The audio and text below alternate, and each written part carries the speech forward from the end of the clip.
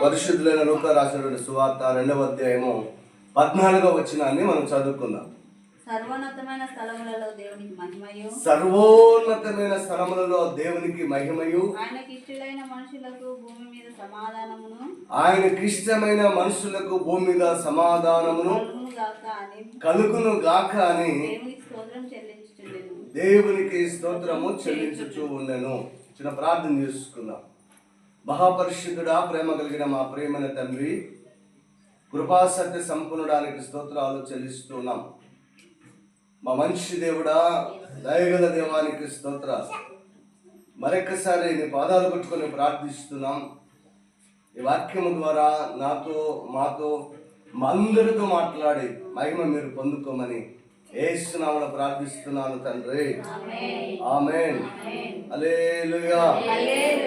దేవునికి స్తోత్రాలు. యేసు క్రీస్తు నామములో మీ అందరికీ మరొకసారి వందనాలు తెలియజేస్తున్నాం.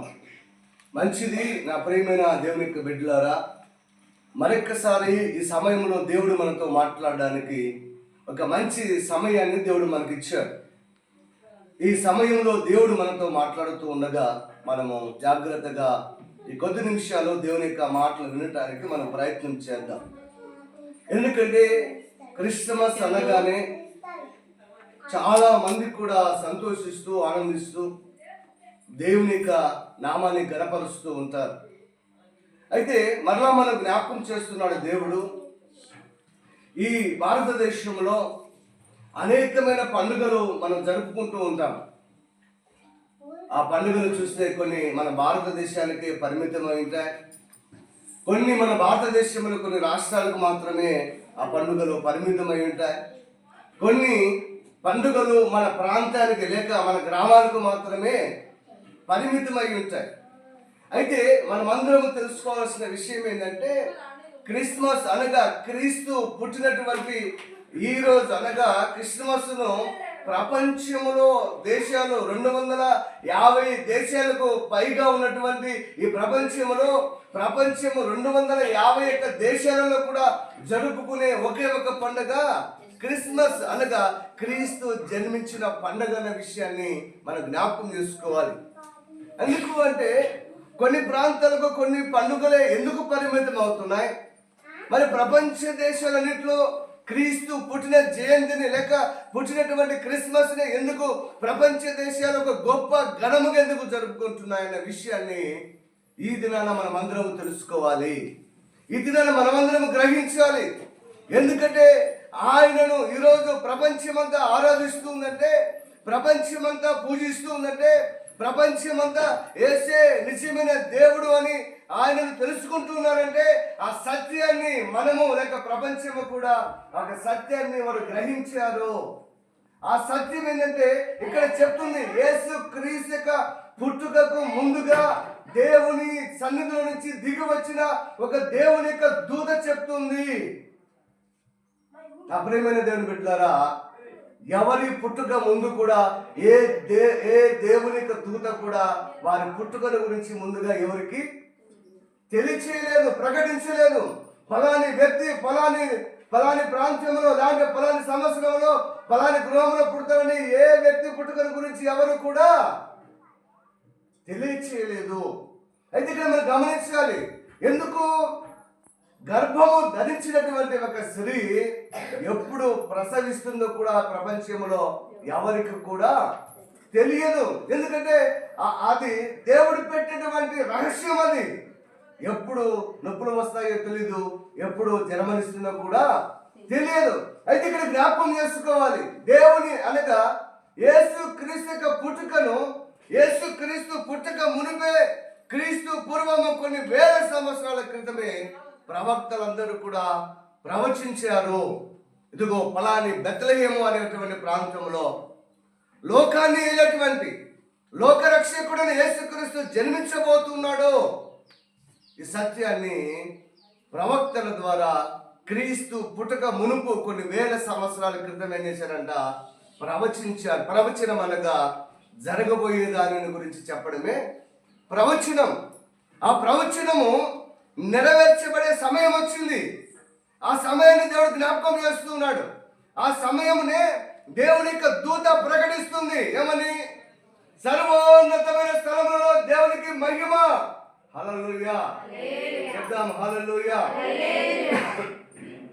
మహిమ అనే విషయాన్ని జ్ఞాపకం చేస్తే ఒక ప్రాంతానికి మాత్రమే కాదు, ఒక ఏరియాకి మాత్రమే కాదు, ఇక్కడ దేవుని చెప్పింది ప్రతి స్థలములో కూడా దేవునికి మహిమ అనేది కలుగుతూ ఉంది.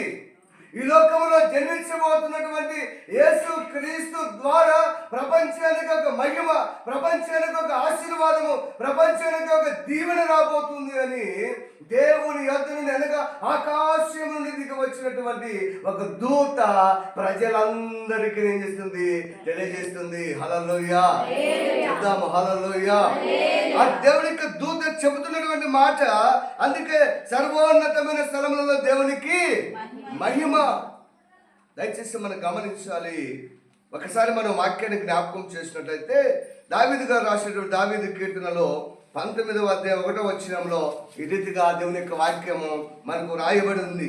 వాక్యం మనం చూసినట్లయితే, ఆకాశములు దేవుని మహిమను వివరించుచున్నవి, అంతరిక్షము ఆయన చేతి పనిని ప్రచురము చేయుచున్నది. హల్లెలూయా చెప్దాం గట్టిగా, హల్లెలూయా. ఆకాశములు సైత్యము దేవుని ఏం చేస్తున్నాయంట? మహిమపరుస్తూ ఉన్నాయి. ఎందుకు మహిమపరుస్తున్నాయి? ఆకాశమును కలగ చేసిన వాడే యేసుక్రీస్తు, భూమిని కలగ చేసిన వాడే యేసుక్రీస్తు. ఈ సత్యను మనం తెలుసుకోవాలి. యేసుక్రీస్తు పలికిన మాట ద్వారా ఆకాశము కలుగునుగా కంటే కలిగింది, భూమి కలుగునుగా కంటే కలిగింది.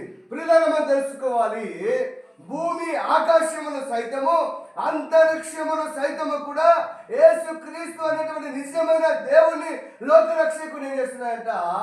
మహిమపరుస్తూ ఉన్నాయి. హల్లెలూయా. ఒక్కసారి మనం జ్ఞాపకం చేసుకోవాలి. ఆకాశమా కలుగునుగా కంటే కలిగింది, భూమి కలుగునుగా కంటే కలిగింది, సముద్రము కలుగునుగా కంటే కలిగింది, వెలుగు కలుగునుగా కంటే కలిగింది, చీకటి కలుగునుగా కంటే కలిగింది.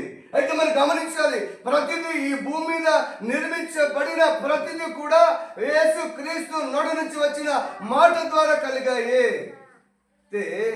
మాట ద్వారా సృష్టించబడినటువంటి ఈ ప్రకృతి సైతము దేవుని ఏం చేస్తుందంట? మహిమపరుస్తుంది. ఎందుకంటే ఈ ప్రకృతిని అంతటికి కూడా ఆయనే సృష్టికర్త ఉన్నాడు కనుక, ఆయనే దేవుడై ఉన్నాడు కనుక వాక్యం చెప్తుంది, భూమి నిరాకారంగాను శూన్యముగా ఉండను. అంటే నిరాకారంగా అంటే ఏమీ లేనటువంటి స్థితి. శూన్యం అంటే అసలు ఏమీ లేవు. అంటే ఈ భూమి నిరాకారముగాను శూన్యముగా ఉన్నప్పుడే దేవుడు భూమిని సమస్తము చేత నింపాడు. సముద్రముల చేత, కొండల చేత, వృక్షముల చేత, జంతువుల చేత, భూమిలో ప్రాకు పురుగుల చేత, వీటన్నిటిని కూడా నిర్మించాడు. అంటే దేవుని యొక్క కుమారులు, దేవుని యొక్క బిడ్డలకు కావాల్సిన సమస్తమును కూడా మానవుడైన నిన్ను నన్ను నిర్మించకమునిపే వీటన్నిటిని ఏం చేశాడు? నిర్మించాడు. అయితే జ్ఞాపకం చేసుకోవాలి, ఎందుకు ఇవన్నీ కలగ చేశాడు అంటే, తన పోలిక చొప్పున నిర్మించబడుతున్న మానవుడు, సృజించబడుతున్న మానవుడు, ఎవరైతే నీవు నేనుగా మానవుడిగా పిలువబడుతున్నామో మన నిమిత్తము భూమి మీద చేశాడు దేవుడు సమస్తము నిర్మించాడు. హల్లెలూయా హల్లెలూయా.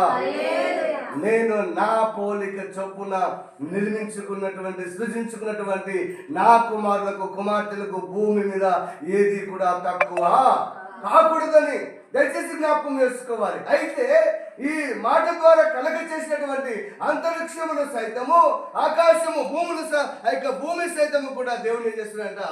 మహిమపరుస్తూ ఉన్నాయి. కానీ తన పోలిక చొప్పున నిర్మించబడిన మానవుడు మాత్రం దేవుణ్ణి ఏం చేయలేకపోతున్నాడు? మహిమపరచలేకపోతున్నాడు.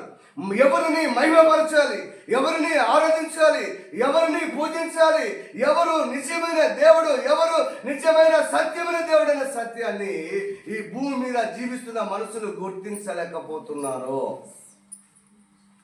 నిజంగా ఇది చాలా ఆలోచించవలసినటువంటి విషయం, చాలాగా ఆలోచించవలసిన విషయము. క్రీస్తు నా ప్రియమైన దేవుని యొక్క బిడ్డలారా, నీవు నేను తన పోలికలో నిర్మించబడ్డాము, సృష్టించబడ్డాం కనుక సృష్టికర్తైన నీ నిర్మాణకుడైన దేవుణ్ణి ప్రతిదినము నీవు నేను మహిమపరచవలసిన వారమై ఉన్నాము. ఈనాడు ఈ పండుగలు, ఈ ఆర్భాటాలు, ఈ వేలకు వేల కోట్లు ఎందుకు ఖర్చు పెడుతున్నారంటే నిజమైన దేవుని ఈ ప్రపంచంలో ఉన్న మానవులు తెలుసుకోవాలి. నోరు తెలుసుకొని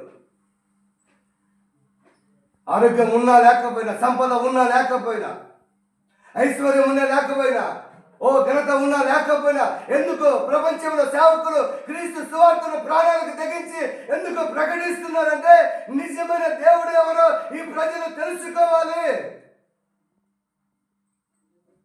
దేవుళ్ళు కాని దేవుళ్ళను ఆరాధిస్తూ ప్రజలు ఏం చేస్తున్నారు? మోసపుచ్చబడుతూ ఉన్నారు. నిజమైన దేవుడు, పుణ్యము లేకపోతే నిత్య జీవం ఇచ్చేటువంటి దేవుడు ఎవరని సమాజము తెలుసుకోలేకపోతుంది. దయచేసి దేవుని యొక్క దూత ప్రకటిస్తుంది.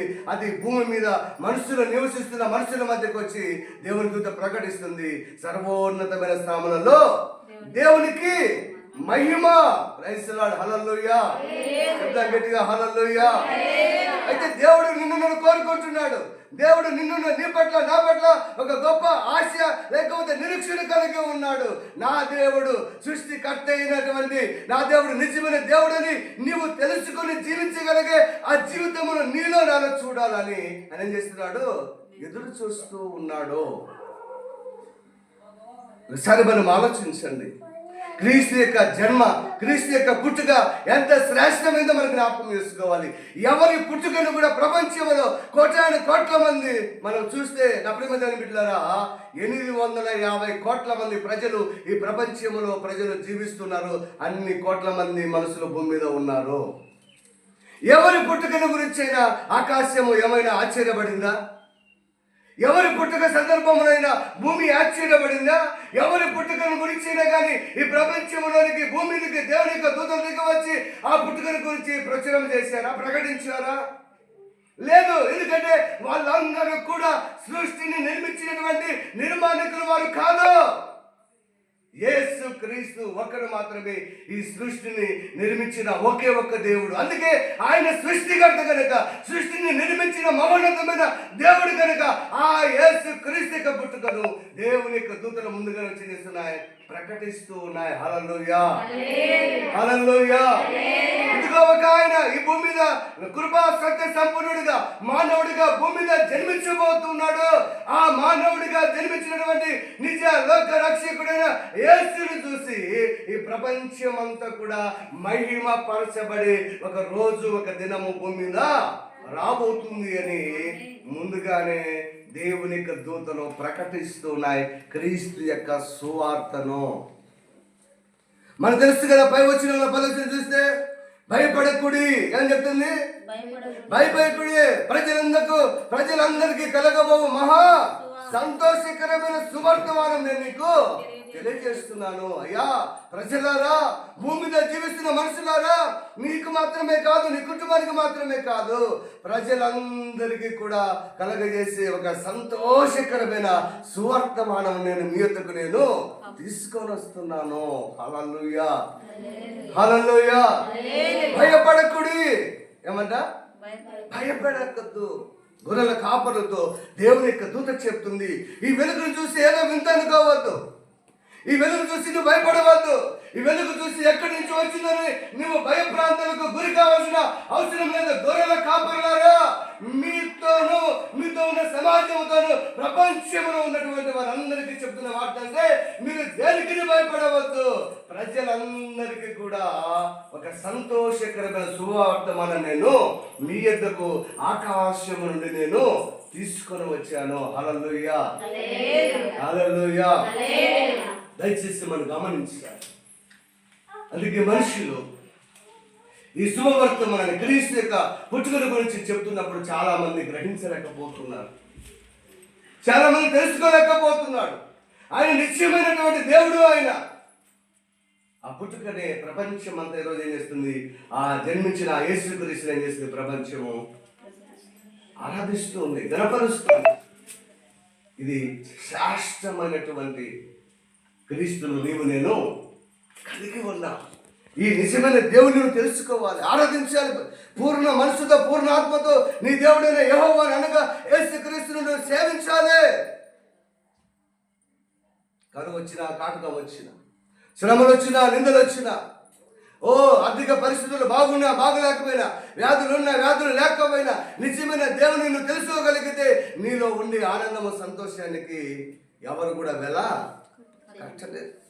అంత గొప్ప ఆనందం నీలో ఉంటుంది, అంత గొప్ప సంతోషం నీలో ఉంటుంది. అందుకే దేవుని యొక్క దూత చెప్తుంది, మీరు నిశ్చయమైన దేవుని తెలుసుకునే ఒక దినము భూమికి రాబోతుందని క్రీస్తు పుట్టక మునిపే దేవుని యొక్క దూతలు ఏం చేస్తున్నారు? ప్రకటిస్తూ ఉన్నారు. దయచేసి మీరు గమనించాలి.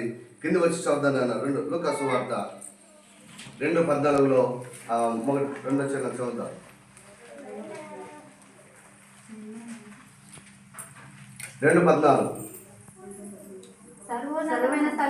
సర్వోన్నతమైన స్థలములలో దేవునికి మహిమయు ఆయనకి ఇష్టలైన మనుషులకు భూమి మీద సమాధానము కలుగును గాక.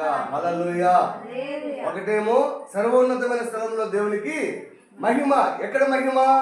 ఆకాశములు సైతము, మహాకాశములు సైతము, అంతరిక్షములు సైతము, నక్షత్ర మండలములు సైతము కూడా దేవుని ఏం చేస్తున్నాయి? ఆరాధిస్తున్నాయి. జంతువులు సైతము, పక్షులు సైతము కూడా ఉదయకాల సేవలు చేస్తున్నాయి. వాన కోవెలలో దేవుని ఏం చేస్తున్నాయి? ఆరాధిస్తూ ఉన్నాయి, దేవుని స్తుతిస్తూ ఉన్నాయి. అయితే రెండవది మనకు జ్ఞాపకం చేసినట్టయితే ఇక్కడ అంటున్నాడు, తనకిష్టమైన మనుషులకు. అసలు ఎవరు తనకిష్టమైన మనుషులు? దయచేసి మనం గమనించాలి.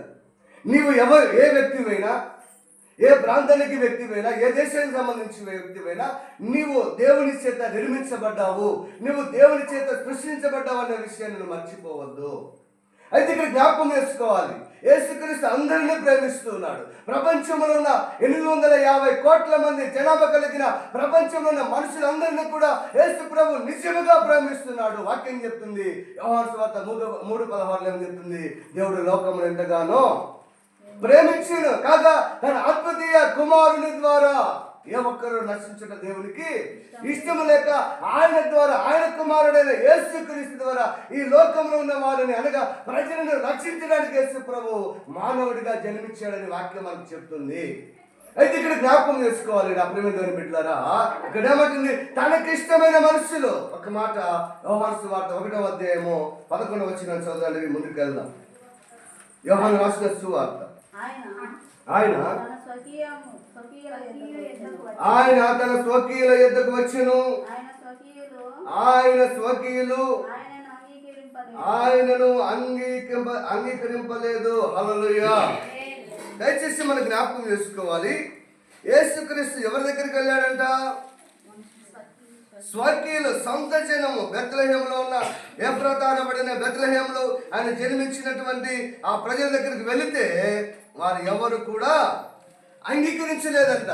అయితే మనం జ్ఞాపకం చేసుకోవాలి, ఎందుకంటే చాలా సందర్భాల్లో చాలా మంది జీవితాన్ని మనం పరీక్షించినప్పుడు ఆ దినాన్న యేసుక్రీస్తును ఈ ప్రజలందరూ కూడా ఏం చేశారంట? అంగీకరించలేదు, అనగా తిరస్కరించలేదు.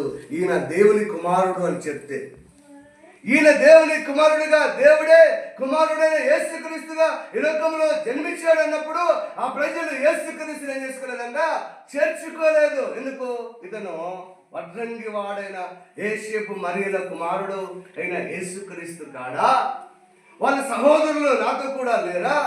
ఇతడు ఎలాగ దేవుడు అవుతాడు, ఎలాగ దేవుని కుమారుడు అవుతాడని యేసుక్రీస్తును స్వజనులు ఏం చేయలేదంట? అంగీకరించలేదు. వారు నిజంగా వారి నేత్రములు ఏం చేయలేదంట? తెరవబడుటలేదు. ఈ లోక సంబంధమైన దేవత మనుషుల యొక్క మనోనేత్రములకు ఏం చేసిందంట? గురుతును కలగ చేసింది. యేసు క్రీస్తు యొక్క సువార్త ప్రకాశవంతమైన ఆ వెలుగును మనుషులు చూడకున్నట్లుగా, నిజమైన దేవుడైన యేసు క్రీస్తును వారు గ్రహించుకున్నట్లుగా, ఆ వెలుగు వారి జీవితాలను, హృదయాలను వెలిగించబడుకున్నట్లుగా ఈ లోక సంబంధమైన చీకటి అనగా అపవాదైన సాతాను మనుషుల యొక్క హృదయాలను ఏం చేశాడంట? చీకటి కలగ చేశాడంట. ఆ చీకటి తన స్వకీయమైన జనములకు కమ్ముకొనెను గనక ఆయనను దేవుడు అని వారు చేర్చుకోలేదు, వారిని అంగీకరించలేదు. ఈ సమాజం కూడా ఎలా చూస్తుంది?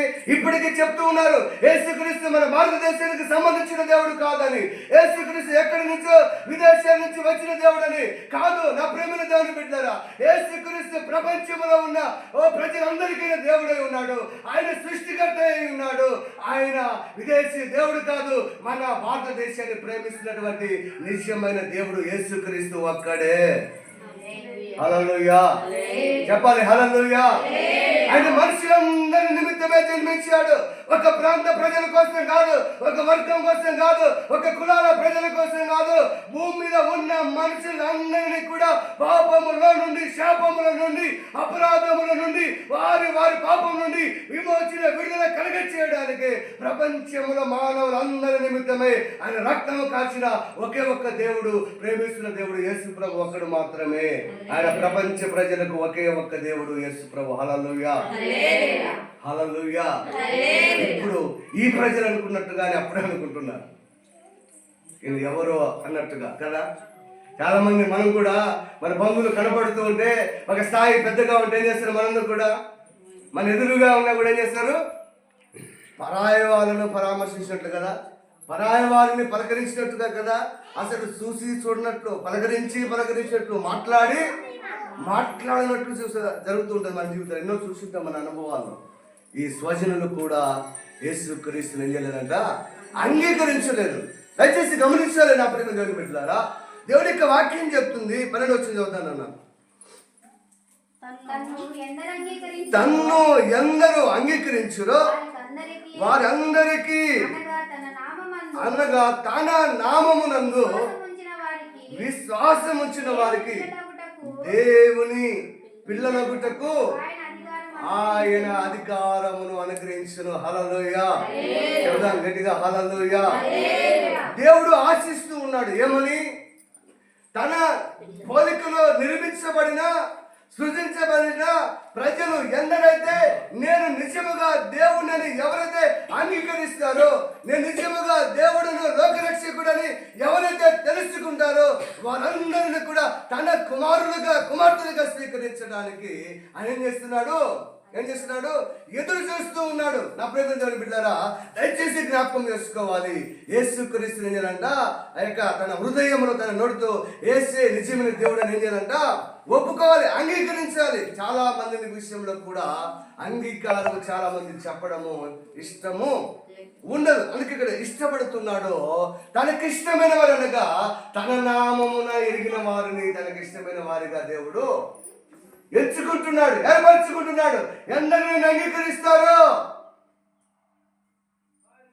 ఎందారు నిన్ను చూచిరో వారికి వెలుగు కలిగెను. ఎందారు వారికి వెలుగు కలిగెను. ప్రభువాని వెలుగొందితే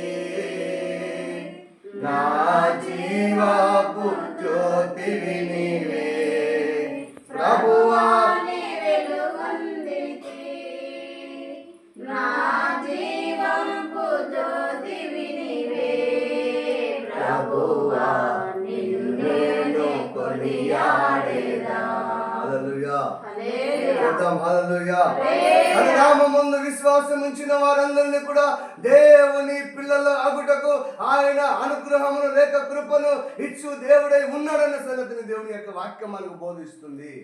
నీవు నిజమైన దేవుడు యేసు అని నీవు అంగీకరిస్తే, నువ్వు తెలుసుకుంటే, ఆయన నామమునందు నీ విశ్వాసం ఉంచితే నిన్ను దేవుని కుమార్తెగా, దేవుని కుమారుడుగా చేర్చుకోవడానికి దేవుడు ఏం చేస్తున్నాడు? ఇష్టపడుతూ ఉన్నాడు. ఆయన ఆశపడుతున్నాడు. నిజమైన దేవుడు ఎవరు? నీ పాపమును క్షమించే దేవుడు ఎవడు? నిన్ను క్షమించగలిగిన శక్తి లేక అధికారం కలిగిన దేవుడు ఎవరో నువ్వు తెలుసుకోగలగాలి. మన జీవితంలో ఎన్నో అద్భుతాలు, ఎన్నో ఆశ్చర్య కార్యాలు, ఎంతో మహిమ కార్యాలు దేవుడు మన మధ్య చేస్తున్నా కూడా ప్రజలు ఇంకా యేసుక్రీస్తుని ఏం చేస్తున్నారు? తిరస్కరిస్తూనే ఉన్నారు, ఇంకా అవమానిస్తూనే ఉన్నారు. దయచేసి మనం తెలుసుకోవాలి, తనకిష్టమైన వారికి అనగా తన నామమునందు ఎవరైతే విశ్వాసం ఉంచుతారో వారే తనకు ఇష్టమైన ప్రజలు, ఇష్టమైన వారు. ఎందుకంటే తెలుసుకోవాలి సత్యాన్ని. ఇంకా ఇంకా ఇంకా యేసుక్రీస్తు లోకానికి వచ్చి ఇంకా 2024 సంవత్సరాలు గతించిపోతున్నా కూడా ప్రజల కొరకు దేవుడు వచ్చాడన్న సంగతిని తెలుసుకోకపోవడం ఇంకా చాలా ఆశ్చర్యాన్ని గుర్తు చేస్తుంది.